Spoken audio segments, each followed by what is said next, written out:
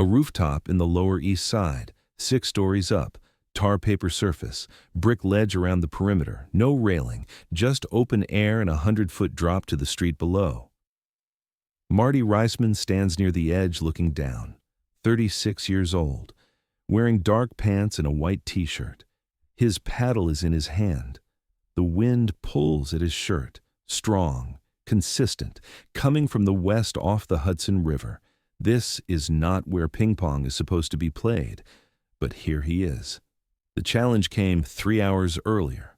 A player named Vincent, early 30s, cocky, won 5 straight games at the basement on Broome Street, started talking, the way confident players do. "You only win because you control the environment," Vincent said. "Temperature perfect, no wind, no distractions. But put you somewhere chaotic, you'd fall apart like everyone else." Marty was packing his paddle, didn't respond immediately, just listened. Vincent continued, "I bet you couldn't win on a rooftop, real rooftop, 6 stories up, wind blowing, no walls, just chaos. You'd lose because you rely on perfect conditions." Marty looked at him. "How much?" "What? How much do you want to bet?" Vincent hesitated, hadn't expected Marty to accept. $500. "Okay. You're serious?" "You challenged me. I accepted. Find a rooftop, set up a table, we'll play." Now, 3 hours later, they're here. Vincent's brother owns a building, top floor access. The roof is flat, solid, but completely exposed. The wind is steady, 15 miles per hour, gusting to 25 from the west, sometimes southwest, never stopping. The table is regulation size, borrowed from the basement, carried up 6 flights of stairs by 4 people, placed in the center of the roof, 40 feet from any edge. The net is secured with extra clips, but it still moves, vibrates in the wind. 8 people are here to watch, mostly Vincent's friends. A few neutral observers. They stand near the roof access door, away from the edge, nervous about the height. Vincent stretches, confident. He suggested this location. He's practiced on rooftops before, his brother's building, 3 times this week. He knows how the wind behaves, knows how to compensate. This is his advantage. Marty hasn't practiced, hasn't been on a rooftop in 5 years.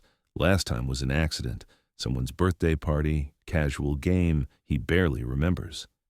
"Ready?" Vincent asks. Marty nods. They take positions. Vincent serves first, his choice.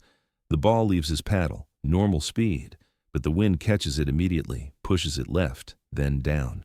The trajectory is wrong, unpredictable. Marty swings where the ball should be, misses. The ball bounces past him, rolls toward the edge. Someone runs to catch it before it goes over. 0-1. Vincent grins. "See? Chaos." Marty says nothing, retrieves the ball, hands it back. Vincent serves again. This time, Marty watches more carefully, sees the wind push the ball, tracks the deviation, adjusts his swing, connects. But his return is weak, high. The wind catches it, carries it back toward Vincent. Should be an easy attack. But Vincent swings too hard, overcompensates. The ball flies long. Over the table, over the edge, gone 1-1. Someone pulls out another ball from a bag. They brought a dozen, expecting to lose some. The game continues. Points are chaotic, unpredictable. The ball does things neither player expects. Curves mid-flight, drops suddenly, accelerates. Both players are struggling. 3-2. Vincent's lead. 4-3. Still Vincent. 5-4. Marty closes the gap. The wind gusts. 25 miles per hour. The net moves. The table vibrates slightly, not enough to shift position, but enough to feel. Marty serves. The ball goes up. Wind catches it during the toss, pushes it east. Marty adjusts, follows the ball with his paddle, makes contact. The serve is legal, but weird. Spinning. The wind adds rotation. Vincent returns. But the spin is unexpected. His paddle angle is wrong. The ball clips the net, falls short, 6-5. Marty's lead. Vincent's confidence wavers. He practiced here. He knows this roof. But Marty is adapting faster, learning the patterns, reading the wind not as an enemy but as information. 7-5. Vincent serves hard, trying to overpower the chaos, but power doesn't work against wind. The ball flies high, wind pushes it. Marty doesn't chase it, just waits, lets the wind bring it to him. It curves back, drops. He redirects it gently. Placement over power. The ball lands. Vincent runs, gets there. But his return is desperate, high. Marty waits again. The wind is now his partner. The ball comes down. He taps it, short. Vincent can't reach. 8-5. The watching crowd is quiet. This isn't going how Vincent expected. 8-6. Vincent wins a point, but it's luck. The wind pushed Marty's shot wide. 9-6. Marty serves, simple, low. The wind has less time to affect it. Vincent returns. Marty places it, corner. Vincent chases, returns, weak. Marty attacks, but not hard. Medium power, controlled. The ball goes through the wind, finds the table, unreturnable. 10-6, match point. Vincent stands at his end, breathing hard, not from physical exertion, from mental exhaustion, fighting the wind for 30 minutes, fighting Marty, fighting his own expectations. He serves. The ball goes up, wind catches it, pushes it. Vincent follows, hits it. The serve is good. Marty returns, soft, high, letting the wind work. Vincent sees an opening, attacks, hard, maximum power. But the wind catches the ball, pushes it down. Too much force, too little control. The ball hits the edge of the table, bounces wild. Over the side, gone. 11-6. Marty wins. The crowd is silent, then someone claps, slow. Others join. Not celebration, recognition. They just watch something unexpected. Vincent walks around the table, extends his hand. How?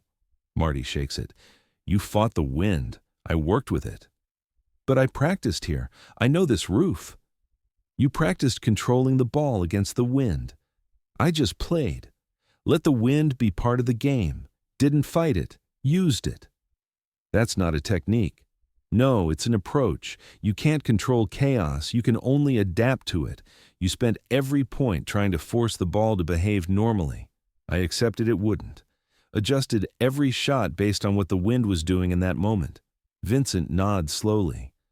I thought the chaos would beat you. Chaos doesn't beat anyone. Resistance to chaos does. You resisted. I adapted.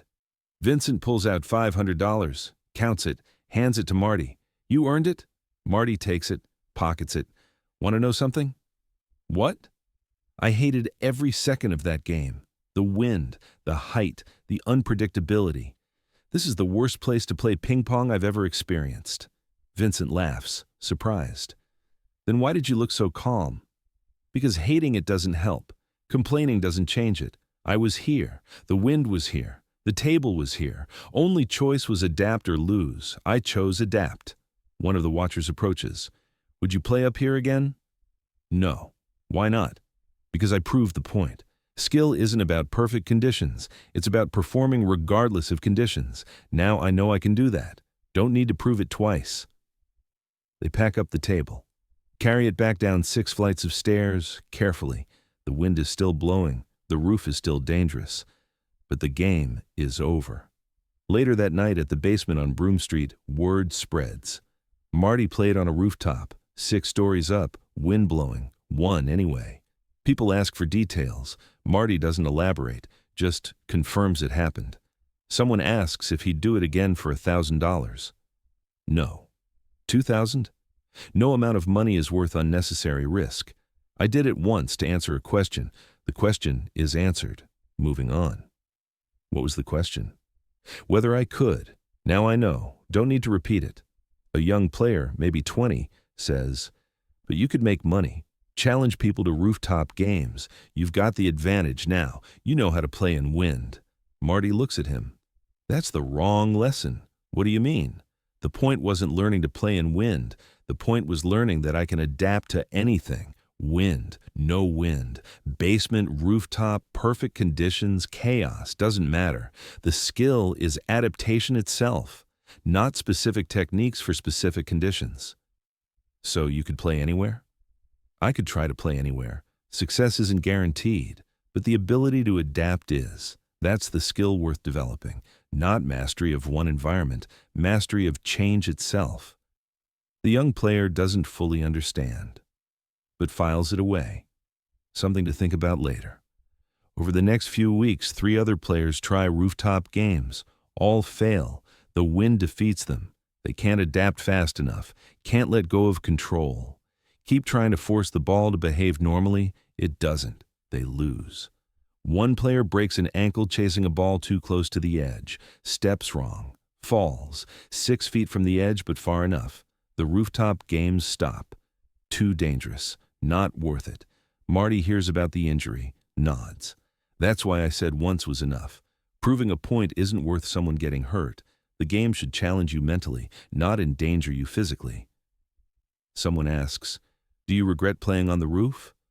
No, but I'm glad I stopped at one. There's a difference between accepting a challenge and seeking unnecessary danger. I accepted. I won. I moved on. That's the right sequence. Vincent keeps telling people you only won because you got lucky. Maybe I did. Wind is unpredictable. Maybe it favored me that day. Doesn't change anything. I adapted to what was there. He didn't. That's the only difference that matters. Years later, in 1982, a magazine interviews Marty about his career, asks about unusual places he's played. He mentions the rooftop. "Why did you agree to such a dangerous challenge?" "Because I wanted to know if I could, and because Vincent was wrong about why I win. I don't win because of perfect conditions. I win because I adapt better than most people. Proving that to myself was worth $500 and 30 minutes of discomfort." Would you recommend others try it? No, absolutely not. The risk outweighs the benefit. I learned what I needed to learn. Others can learn the same lesson safely, in basements, in gyms, in normal conditions. Adaptation doesn't require danger. It just requires willingness to adjust when things change. What did you learn from that game? That control's an illusion. You can't control wind, can't control chaos, can only control your response to it. Most players spend their whole lives trying to create perfect conditions, perfect opponent, perfect table, perfect environment. Then life doesn't cooperate, and they fall apart because they never learn to adapt. I learned that day I already knew how. That was valuable, worth the risk, once. The rooftop game becomes a story, told in basements, passed between players, sometimes exaggerated. Wind speed increases, building height grows, the edge gets closer. Marty's victory becomes more dramatic, but the core stays true. He played on a rooftop, wind blowing, conditions chaotic, and won by adapting instead of controlling. That's the lesson. Not that rooftop games are smart. They're not. Not that danger proves skill. It doesn't. But that adaptation beats control every time. When conditions are chaotic, the player who accepts chaos wins. When the environment won't cooperate, cooperation with the environment becomes the strategy. When you can't change what's happening, changing how you respond is the only path forward. Marty Reisman understood this at 36, proved it on a rooftop in 1967, never needed to prove it again. Because once was enough. The question was answered, and the answer was simple. Skill isn't performing perfectly under perfect conditions. Skill is performing adequately under any conditions. That's adaptation. That's mastery. That's what separates players who win sometimes from players who win consistently.